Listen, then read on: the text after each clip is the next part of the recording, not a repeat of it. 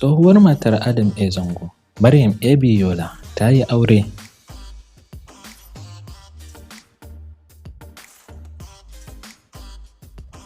Tsohuwar matar Adam A. Zango kuma tsohuwar jarumar Kannywood ta shiga daga ciki. Yadda yanzu ba tare da gayyata ko sanarwa ba, abinda matan Kannywood suke yi kenan, kawai sai dai a ga lokacin aurensu.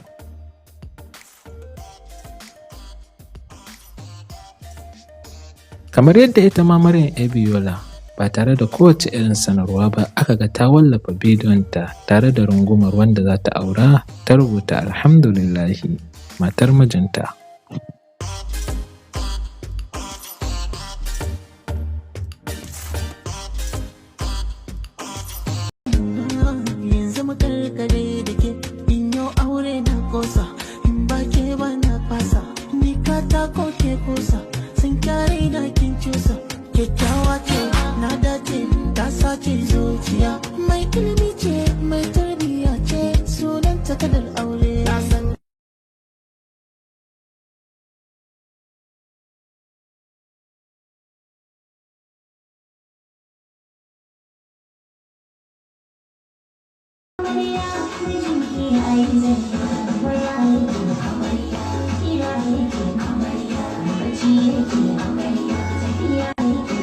Hola.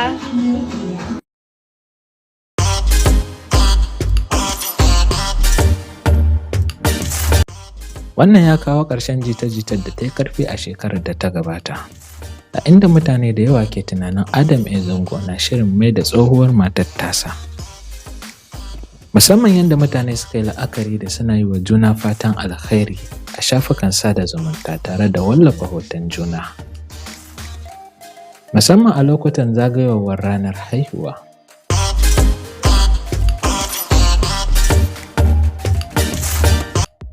Amma daga bisani Adam A. Zango ya yi wata wallafa tare da yi mata fatan samun miji na gari.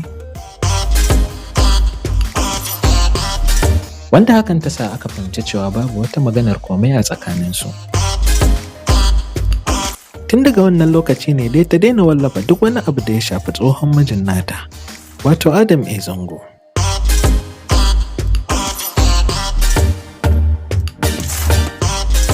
Hakanan kuma kwatsam aka ga jarumar ta wallafa cewa ta daina yin harkar fim.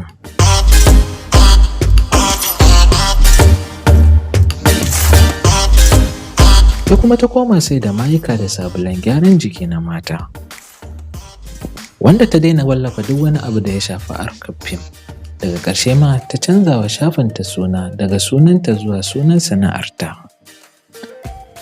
Duk da Maryam Abiola ba ta bayyana wata sanarwa ko gayyata ba, amma abokan sana'ar nata na da suna yi mata fatan zaman lafiya da sake wallafar da ta yi na bidiyonta tare da mata fatan zaman lafiya mai ɗorewa.